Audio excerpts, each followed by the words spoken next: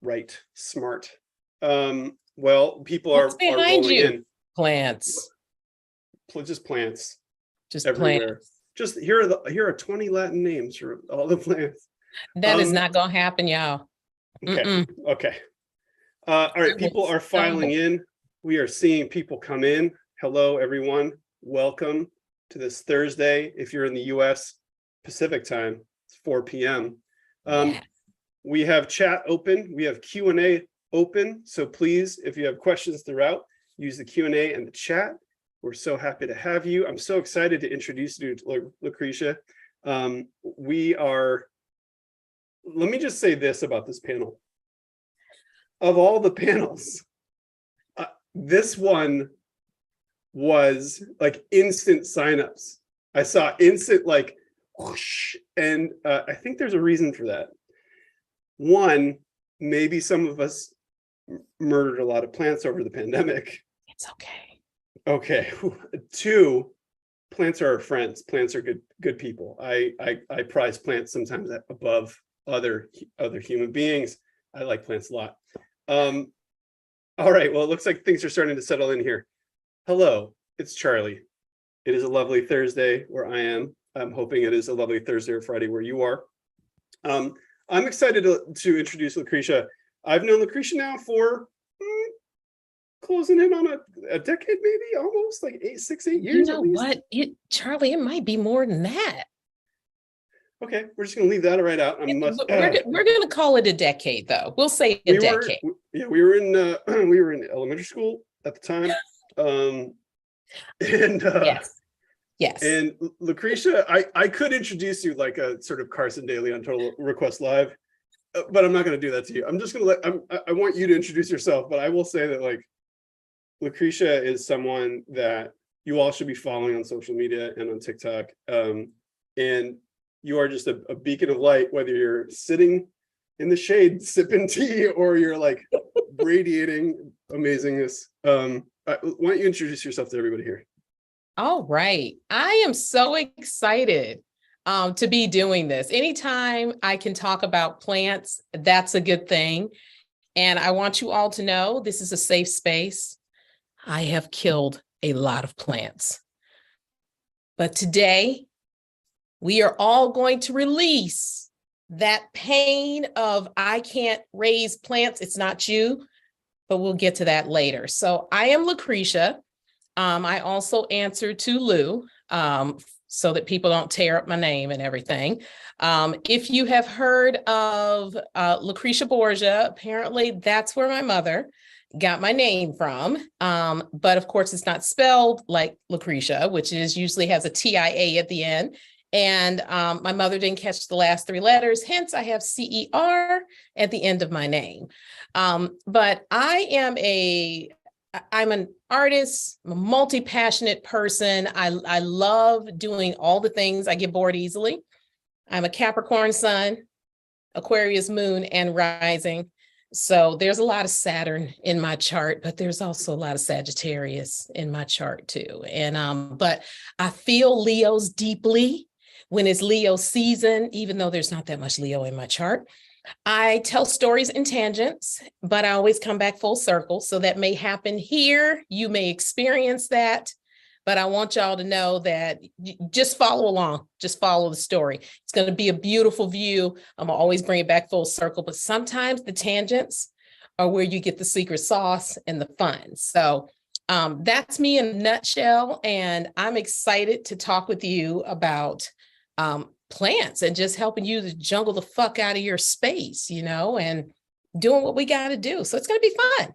So tell us a little bit about Soul Sisters. I think I love the content from it. I've actually learned a lot from the content, but tell us the journey of that platform that you built. Yes. So Soul Sister Plants started off as an experiment.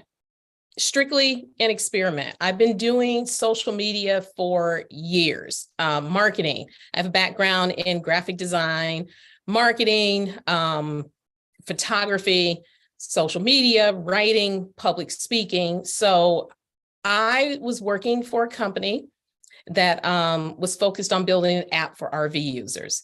And the person I reported to told me, well, there aren't that many Black women in the RV industry. So, there's a lot of things you probably don't really know about it. I said, I know how to talk to people. I know how to build community. And he, of course, telling me what I don't know. So I decided to start an account. I picked something that I enjoy, that I love, to use to experiment with. So I started Soul Sister Plants from zero. I knew nobody in the space, but I was intentional about choosing who I was going to follow. So I intentionally chose to follow primarily Black women in the plant space, gardening, that type of deal. Because what I realized really quickly was that this was an industry that was heavily whitewashed, but if you study the history of gardening and planting and just the history of this country, you didn't see a whole lot of people out in the fields picking that cotton. It was Black people, and it was Indians. And, if we think a lot about the Native American Indians, if we think about how the Europeans came over and how they learned, they were starving when they came over. How did they learn not to starve? It was because the Native American Indians taught them how to use the land and harvest and do everything. And we won't get into what Thanksgiving really is all about. But if we're being honest, it's become yet another industry that has been whitewashed. And so I thought it was an opportunity not only for me to learn, but to help to amplify other people and to show my VP that he knew what the hell he was talking about when he was telling me what I don't know. So I was putting things on there, trying out, well, what happens if I put a picture? What happens if I do a picture and a video? What happens if I do just a video? What if my caption's short? What if my caption's long? What happens if I just post stories for the day? What happens if I go and like everything on a hashtag? What happens? And so I was using it for that purpose. But what I realized was that the account was organically growing without me paying attention to it. So I go back in a week later, there's 1,000 people following. I'm like, where did you come from? How did you find me? And I'm like, girl, because you know what you're doing. I know how to use the hashtags. I know how to do other things. So I went back again, didn't pay the account attention for like a month, come back and there's like 2,500 plus people. I'm like, where did they go? And I said, what would happen if I was intentional about engaging with this account? If I was intentional about the content, if I was intentional and pay attention to what are people reacting to, and the next thing you know, it's really growing. Then of course, here comes a pandemic. And what were people doing? Everybody was going live. You could go on Instagram and see 15 accounts, your stories, all live. But I didn't want to just go live because people were bored and needed to engage with each other. So I started a series called Hella Plants, where I would talk to people who have hella plants about hella plants, or just whatever we wanted to talk about. So plants is what brought us together, but it wasn't always what the conversation was about. So I learned a lot about myself, about people, about the industry, and just what it really meant to be an ally and an advocate instead of just wearing the t-shirts that say ally, what that really means. And I noticed that a lot of people in the LGBTQIA community saw a lot of what I was doing as a safe space for them because they were also unseen and unrecognized, but people were stealing from them and using it. And so I said, oh, there's a responsibility with having an account that's growing astronomically. So I think I hit 10,000 followers on Soul Sister Plants within 12 months. And that was from me being intentional.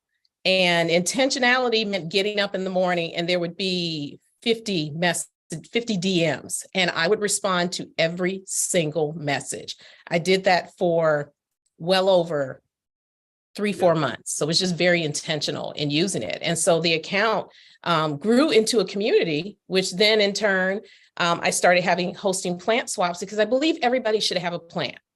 everybody deserves to have a plant and not have to pay hundreds of dollars for a plant, but that everyone deserves to have one. So anything I can do to help people feel comfortable and good about raising a plant, or if a plant dies on them and just telling them it's okay, then that's a good thing. Beautiful. And what I love about it too is that reclaiming of plants in your own home or wherever you are, Yes. you know, like, and I love specifically that you, as a Black woman, you know, Black farmers there used to be 1 million Black farmers. Now there's Yes. only 45,000 Black farmers in the world, like, or in the country. And that's bananas. Like, there is a sovereignty taken away when we don't have access to plants and growing our own food and all these things. That is a total systemic push. And I love that you're on the mission to help get plants back into people's homes. Can you tell us, we're already getting questions, which if you have questions also for Lucretia, please use the Q&A or in the chat. Yes, We're already getting questions about specific circumstances. And yes. I overwatered this, and this is too dry, and like I had this happen. Water's gone. But let's start with something really basic. We have someone who I think may be in a very common situation. So let's start there. Allison says, hi, I live in a row home with very little natural light, but I want my office to be full of plants. Help. How can I make it happen?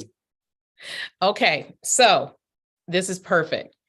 You have to pick the type of plants that will thrive in that area. And I'm gonna try to not knock over everything I got here and show you one of my most favorites is, get yourself a ZZ plant. Now, this one is a Raven ZZ, so it's the one that has the super dark leaves. Get a regular one, it doesn't make a difference. I did not pay the $300-400 people were paying for this, because Walmart, you can go get this for $19. And so I combined two of them together and made a bigger plant. ZZ, now, lower light does not mean no light. The plant cannot grow in darkness, but this can sit in a part of your home where it doesn't have quite as much light. So a ZZ plant is a great plant for lower light. Another one that I cannot reach, I'm wondering, do I have anything close by? I don't. I had to really look. A snake plant. Snake plants, they're the ones with the very pointy leaves. Is that snake plant back there, Charlie? Yes. How's it? Yes, that's it. Look at him modeling that. Do y'all see that? Yes. A snake plant. That works really well in a low light situation. Here's another thing that's great about a ZZ plant and a snake plant. They do not need a ton of water. And something else I would deeply suggest that you invest in is some type of water meter. I want y'all to know that I was drowning my plants about 2 weeks ago, so I come over to my area where my plants are sometimes when I'm having a moment, because it's good to be, if you can't get outside, it's good to get where you have some outside. So this is where I have it. I see somebody saying all plants are not pet friendly. That's very true. I'll come back and address that too. But get a water meter, so that, because what a lot of people do is they kill their plants by drowning them. And that's usually how most plants die, death by drowning. We murder them by giving them too much water and too much love. That's usually how you do it. ZZ plants and snake plants are not pet friendly. The plants that are pet friendly, some that I can tell you are, and I don't have any more with me right now because I gave them all away to Plant Swap. Prayer plants, those are the ones that they go up into a praying hand. They're also called marantas. And they come in like 3 or 4 different varieties. That's a good one for pets. If I'm not mistaken, certain types of palms. This is a ponytail palm because it's curling and everything. Certain palms are pet friendly. Now, pet friendly doesn't mean that your animal can sit and just eat it. But there's a difference in getting an upset stomach and being fully toxic and it kill your animal. So a lot of people tend to have to be careful with which types of plants they have, but bring back full circle, low light, Start with a ZZ and a snake plant. If you're just trying to bring some green into your space, those are two great plants to start with. Lower light, not no light. Yep. Yeah, and that's a really important thing. I mean, where placement and knowing it, whether you're indoors or outdoors, knowing the climate, knowing the light, knowing those things. You can also look those up, right? Like you can look up resources on Who is your which friend. Yeah, absolutely. We've also got Victoria asks, what's the most popular but incorrect plant advice? What do you hear a lot of? You're like, go get a fiddle leaf fig. They're beautiful. They're easy to take care of. It's a tree. Yeah. It's a ficus. I've tried. Yeah. It is the sister of the rubber tree. Yeah. So traditional rubber. And I think this one, I forget her sister's name, but these are rubber trees. Find out where they like to be and leave them alone. That is why most people kill ficus trees or kill a fiddle leaf fig. It is a ficus. These are trees, and trees, think about trees that you have outside. If you dug it up every other day and moved it, and you're wondering, I got up and came, no lie, I have killed 3 of them. No. They chose violence and they chose to die. It's not my fault. I love them. I gave them beautiful pots. I gave them prime location next to my south-facing window. And I get up one morning and I come in and all the leaves and fell out. They chose violence. They chose death. It wasn't on me. This is so cathartic right now. I've killed so many plants. Sorry. No, I feel slightly triggered there. Yeah, slightly triggered. Okay, we're gonna take a breath. No, go ahead. Telling you that certain plants are easy. Another one that is a lie is the peace lily, the funeral plant. Had a whole argument with people over on TikTok about this, telling me that people are just giving plants because they care. I said, you are giving plants because you really hate that person and you wish they were in the coffin. Here's the reason why. It's called a peace lily. It brings no one peace. They associate that plant with the dead person. It is a very dramatic plant. When it needs to be watered, the peace lily will fall fully out to the ground. And you're like, oh my God, I killed it. Give it some water, come back in about 2-3 hours, and that plant's like, hey, what's up? Some plants are so much dramatic. They're just like, oh, woe is me, I'm dying. And you're like, here's a little spritz, and they're like, what? And it's like, let's go party. Yeah. It's there are just certain plants that we see them on people's accounts. They look beautiful, stunning, but they also have probably ideal conditions, lighting conditions. And I'm gonna be honest with you, some people pay people to come take care of their plants. Don't be fooled. Hey, watch out. This is be dangerous fooled. territory. Are you about to spill some? Yeah, let's not. Spill some tea. Don't be fooled by some of these accounts that you see where they're like, oh, I have 895,000 plants in my home. Yeah. Why don't you ask them, who do you pay to take care of them? Okay. What's your schedule? Let me see the schedule that you have these plants on. I recently gutted my plants of about 15, 16 of them. One, because it was becoming overwhelming to take care of them. And that's another lie, is that people will see a whole bunch of plants and they're like, oh my goodness, you're so great with plants. Y'all, I have killed as many plants as I have now. I haven't counted in a while. If I was to guesstimate, I probably have about 40 plants now. I have had as many as 77. And I got up on a Sunday, that used to be my day to water and to prune and take off dead leaves. And one day I was overwhelmed a quarter of the way through the plants. And I had a moment and I said, I don't want these anymore. I don't want them. But I didn't have a plant swap coming up. I didn't have anybody I wanted to give them to, but I realized I was buying plants as a crutch instead of dealing with things. So I would just go buy a plant. I feel like they were into therapy territory. So you're saying I should pay attention to what I have and not be like looking around for more stuff. Like I hear this. Yes. Yes. It's important to think about it. And forgive me for interrupting you. It's important to as you are planning out your collection, if you're a new plant parent, the one thing I tell people to start off with is maybe 2 or 3 plants tops. See how you do with those 2 or 3. Don't get seduced by what you see online. And don't forget, what you're seeing on social media is curated. We are showing you the best of what we got. People are hardly ever showing you their half dead plants.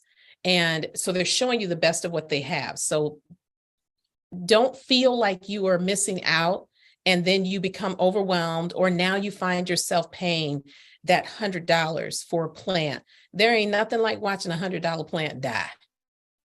There's nothing like looking at that and thinking, I should have really thought of this because I got caught up in it. So it seems like there are, and you've shared a few of the easier ones, and you kind of step into like maybe more and more advanced. So your basic tier is kind of like a spider plant, some of the other ones that you just showed, those kind of things. Now let's talk about taking care of the plants. Now, Jasmine says, I have tiny crawling things in the soil, some of my plants, and I just can't get rid of them. Does anybody have, raise your hand, or maybe just say in the chat if you have weird bugs, and we need to take a minute to talk about bugs. You are about to make the chat blow up. Yeah, it's blown up. So most of us have probably had fungus gnats, just them annoying. I have some right now, but I've had to learn in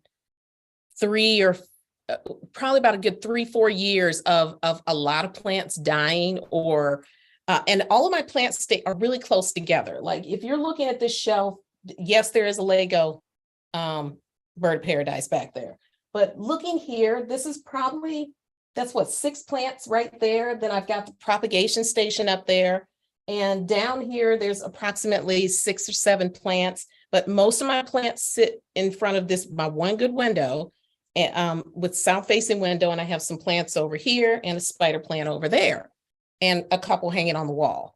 Point being, fungus gnats, so they love wet soil. That's typically when they happen. So if you have a gnat problem right now, go get those little sticky things and off of it. The place that starts with an A, but we're not advertising for them today. Get those little sticky yellow things. Those will catch the adults. Here's what you want to deal with in the soil for all them eggs. One gnat can lay 1,000+ eggs a day. So you imagine that fungus, and that's why you get up and you're like, oh my God, they're everywhere. So when you've got infestation, peroxide. So when you're watering your plants, peroxide, why? It produces bubbles. So it'll help to do that with the soil. Second thing you can do, if it's really, really bad, take the plant outside and just knock all that soil off of it and start fresh. But here's what you want to do with that soil. If you are using Miracle-Gro, 2 years ago, Miracle-Gro was full of fungus gnats and people were losing their crap over it. So because everybody was like, what is happening? These are brand new plants. I just repotted it. All the soil was fungus gnats. So if you have them, you just don't have the time to repot 40 plants. Water with peroxide in it, and get a chopstick and aerate the soil. That'll help it too.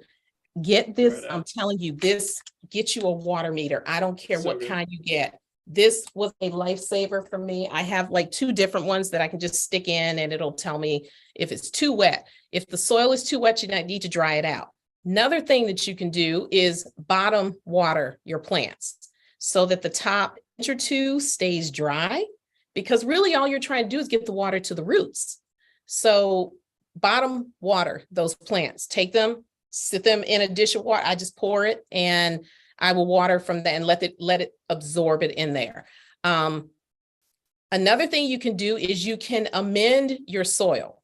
So as you are potting your plants, so let's say you've got your bag of potting soil, get you some perlite, and it's this white foamy looking stuff. Get some perlite and mix that in the soil and make it very, very airy. I've got, I was looking to see if I had a plant that's like screaming, like in my rubber plant. So, and another thing too, terracotta is your friend. Terracotta, it's clay. So what does it do? It absorbs, it pulls water from a plant. So terracotta is another great substance because it'll help draw some of that water off of your plant too. So those are a few things. I experienced scale on a plant for the first time and about lost my mind. Aphids were on my Hoyas and I got rid of every Hoya because I said no.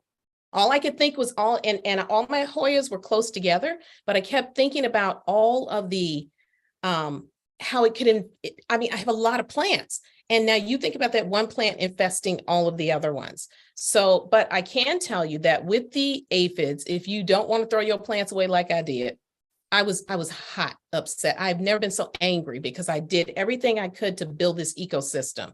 But alcohol swabbing apparently helps to dry up the aphids. Scale, I had it on a plant and I didn't do a very good job of getting rid of it for me. So I strongly suggest you Google what to do about scale. The plant was too far gone for me. I just had to let the whole thing go. And in fact, it was a bird of paradise. This is my bigger one, but I had a smaller one that was full. And I was like, it was as if it was rotting from where the plant touches the soil, but it was very odd. And then I pulled back one of the leaves and I just saw webs. Spider mites are another thing too.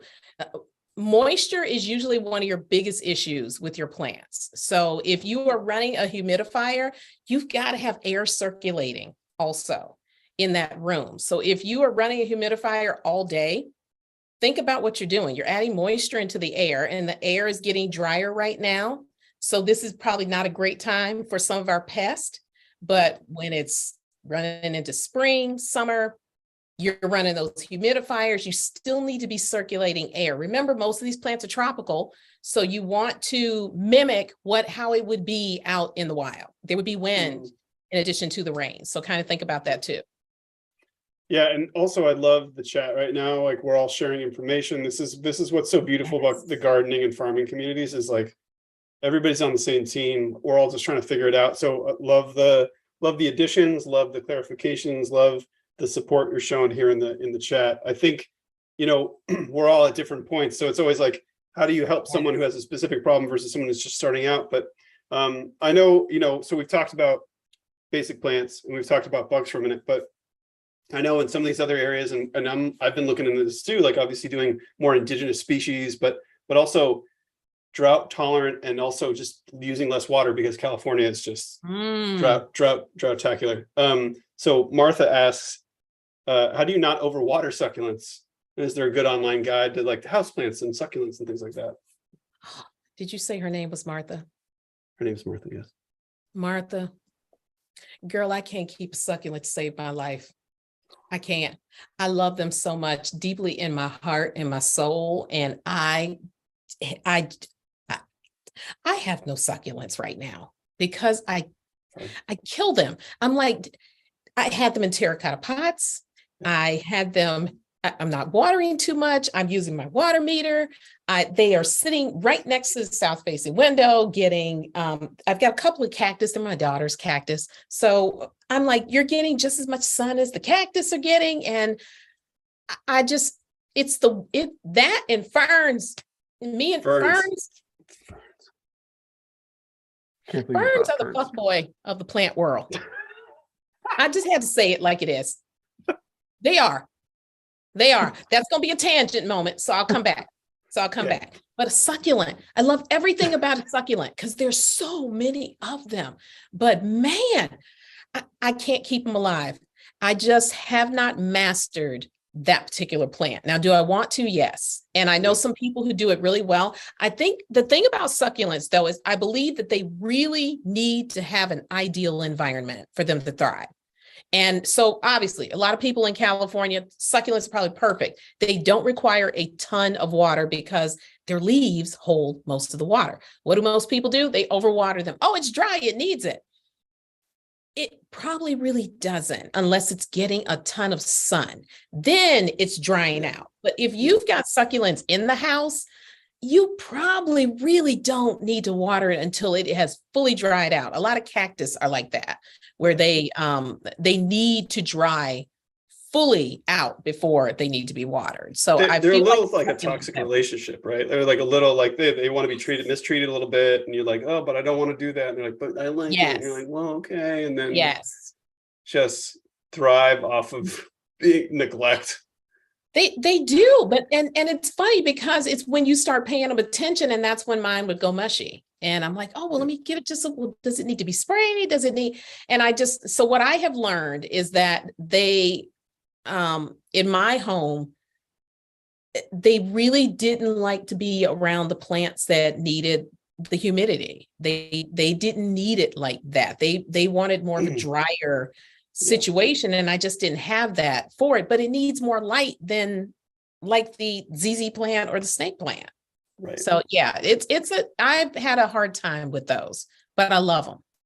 But again, where are you? What grows in your area? I think Yes, that's really important. going a little closer to where you are and what's already growing there and what grows well. I think it's hard to try to inject a plant that everybody knows and loves. Like, Yes. and we, California gets dry and warm, and I still have trouble. I have a couple of succulents that I've moved outside because they weren't doing well here and like started looking a little ragged. But yeah, you got to kind of know what your seasons are, what your plants are doing, And you said this a couple of times, indigenous plants. If, again, it's really easy to be seduced by what other people have, but really pay attention to what thrives in where you live, because then you're going to have a plant that's happy because it does really well there.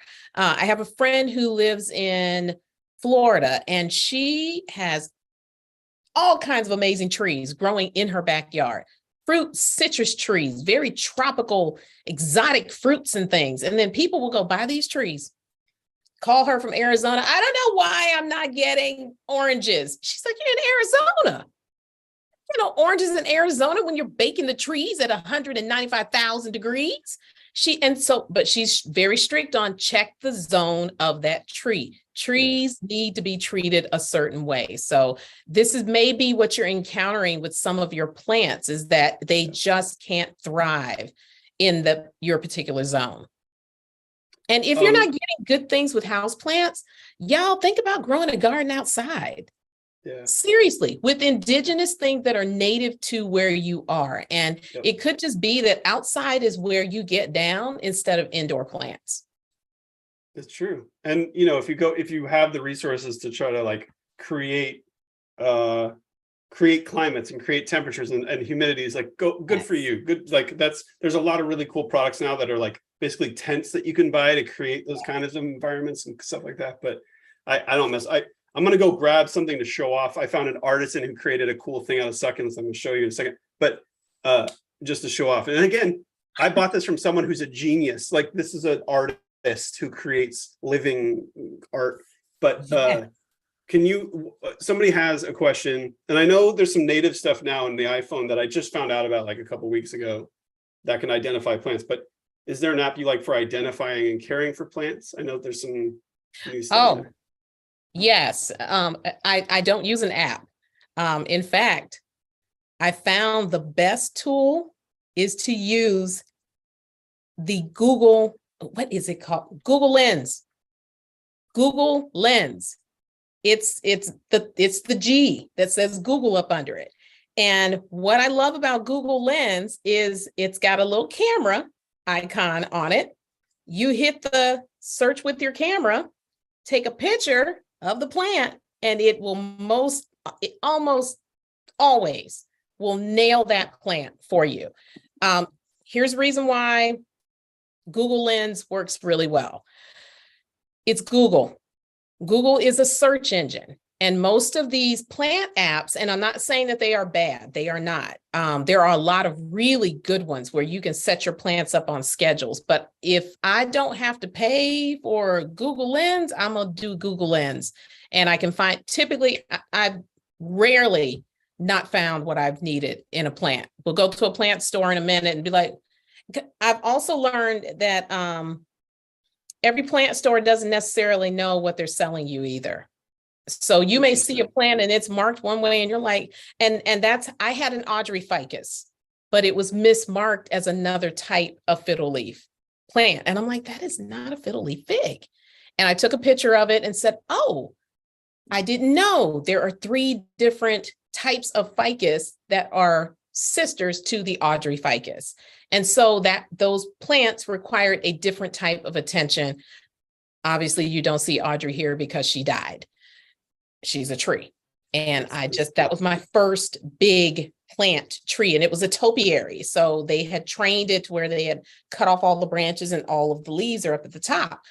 I didn't know that. So sometimes you don't know what you don't know with your plants. So don't feel guilty if a plant dies. And if you've got one leaf on it, if y'all don't throw that plant away and go get you a new one, stop torturing yourself. Go get yourself a new plant and just become one with that plant. Well, yeah, R.I.P. Audrey. That was a life well lived. Yeah, I've used Planta before. I know iPhones also have a thing going on right now that they can do something pretty cool.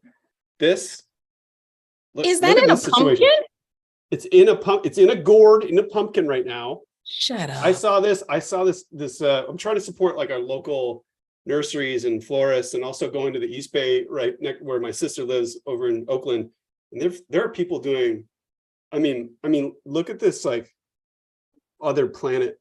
Isn't that cool? Look at all the pretty succulents in there. You know I'm gonna kill these in like 5 seconds. Like I'm trying. So they gave me care instructions. Oh. Well, they gave us care instructions. They're like, all right, you got a spray bottle. You do this. So you just spritz it like you're just glowing, and then do that and like leave it for a minute. Like, and I'm still. I mean, I can already see. I already have anxiety about it. It's already gonna. Okay, I'm gonna put it down before. It's so pretty. It's so pretty and perfect. Like this time of year, it's decorative gourd season, motherfuckers. And we just gotta get in there. And it's so awesome. And also a good reminder that like you can grow stuff in the most unlikely settings and the most unlikely, like, oh, I got this shoe. I'm gonna grow something in the shoe. I have a friend who does that. He actually will go and buy old, because at first when I saw him do it, I was like, dude, are you really putting plants in Jordans? He said, these are Jordans that are broke down. He said, I paint them. They look new. They're not, but he has Jordan planters for his plants. It's amazing. That's so awesome. And now I'm like always thinking like, could I grow something now? Like just random stuff or whatever. Like the upcycling too also is just such a great statement. Like you're like taking care of the environment. You're going to do a little something and you're going to make it like an artistic statement. It's really fun. Yes. Never know. Let's see. People are asking about fertilizers and about lights and about all sorts of stuff. Is there anything you want to cover? We have a little bit more time here, and I know you have lots to say, so I don't want to like do too many questions. What else you got? What else would you like to communicate to this lovely audience? Lights. You can do grow lights. I have grow lights, and I have used them for certain types of clippings, just to test it out. I cannot confirm or deny that grow lights have been useful for me, but I have seen people use them and they are great for them. That grow lights are also a really good solution if you have an area where you want plants and you just need some light. I have grow lights where you have a red and blue spectrum, or you can run the red and blue together and then it gives you a beautiful purple glow. I have them. I haven't used them on my plants in a while, but I used to use them when I had other plants sitting, so south-facing window. And I've had plants as far away, which are always snake plants because low light, not no light, probably a good 30 feet away from the window. So I thought grow lights might help. It didn't really help one way or another. Fertilizer. Since we're moving into, depending on where you are in the world, if you are in the Americas, we are moving into the winter months. So your plants need less water. My snake plant and ZZ plant, I may water those once a month. Maybe.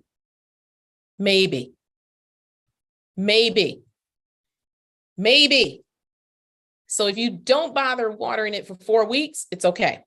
The other plants, if they were weekly plants that were watering, I am checking to see if they need water, which is why I almost killed about half of my plants because they were wet.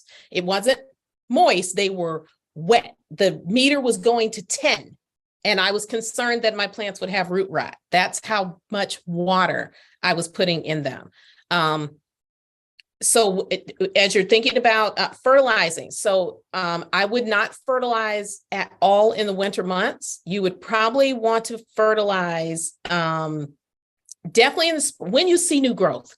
So in the spring, if you're like, oh my goodness, I'm seeing new leaves all the time. Now I've created an ecosystem to where my plants think it's a certain temperature all the time. I've acclimated I've had to acclimate to the plants. So in the summer, sometimes I'm sitting in 100% humidity. And I'm like, why am I so hot? And then I'm like, it's you.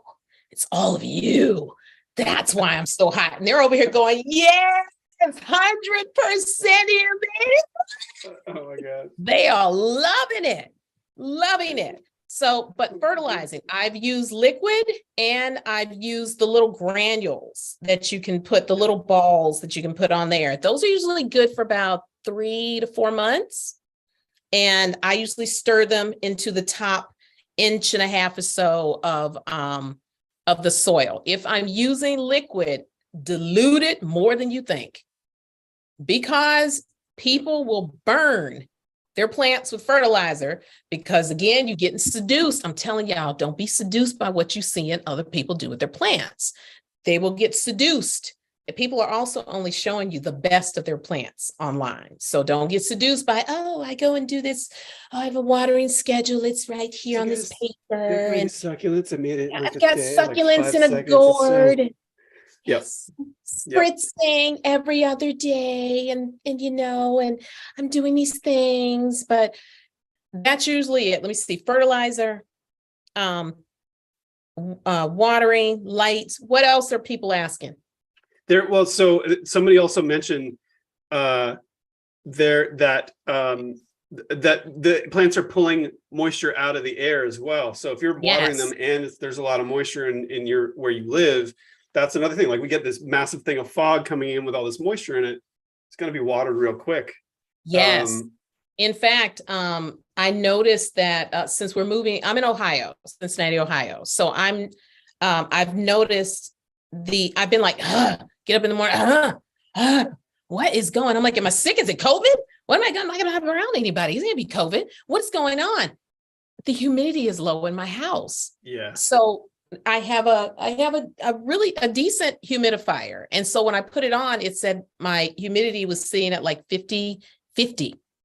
And I was like, oh, so that explains what's going on with me.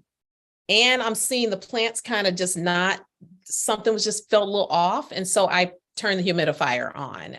But here's the thing too. If you are, again, those people who are running the humidifier, that's moisture in the air, which you are now putting on top of the soil. And who loves moisture on top of your soil? The gnats. So you have to watch that humidity, that nice little balance with your plants. And don't forget, plants are living things. So you are dealing with a living thing that needs maintenance and can't tell you. It's like a baby. It can't tell you what it needs. It's just screaming at you in some type of way. Also, bugs, going back to bugs things real quick.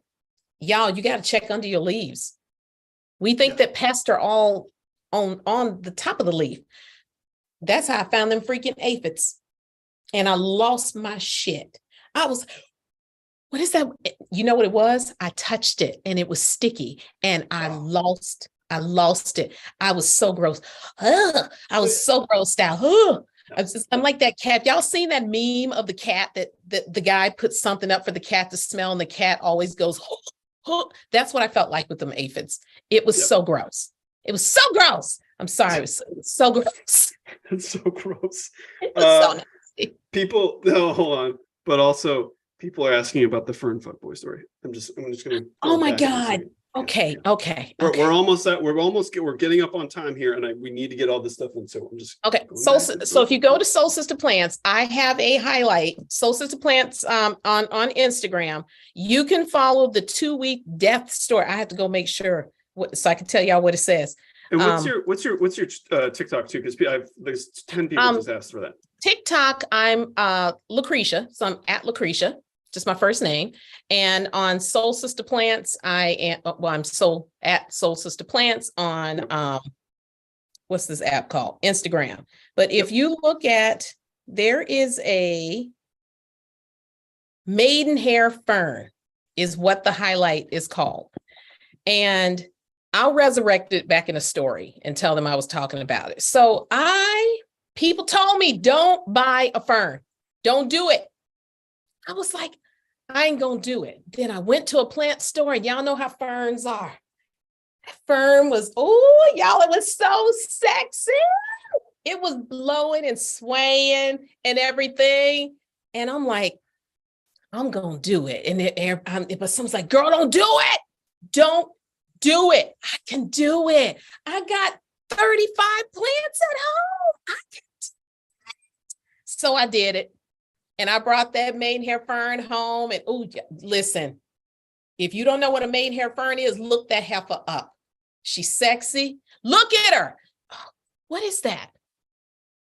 Oh, that's a marble queen pothos right there, Charlie. Why you do that to me? Why? He's so disrespectful. I'm sorry. Okay. Anyway, so I bring the maidenhair fern home. She's gorgeous. And I'm like, okay, I know you can't have the light touching her. She doesn't like that. It'll fry her pretty beautiful little leaves. So I sit her over, and I got that's when I was using them lights, because I was like, oh, but I can give her light, and I can pick the blue or the red spectrum. And I came out my room the next day, and I'm looking at her, and I'm seeing some brown on the leaves. And I'm like, wow, mist. She needs humidity. I call a friend whose entire house is nothing but ferns. And I'm like, girl, what am I doing wrong?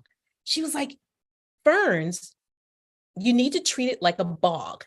So you have to create a bog for them. She said, basically get a dish and set the plant. It needs to constantly be wet. What did I just tell y'all we don't want to do with our soil? Have wet soil. What does a freaking fern need? Wet soil.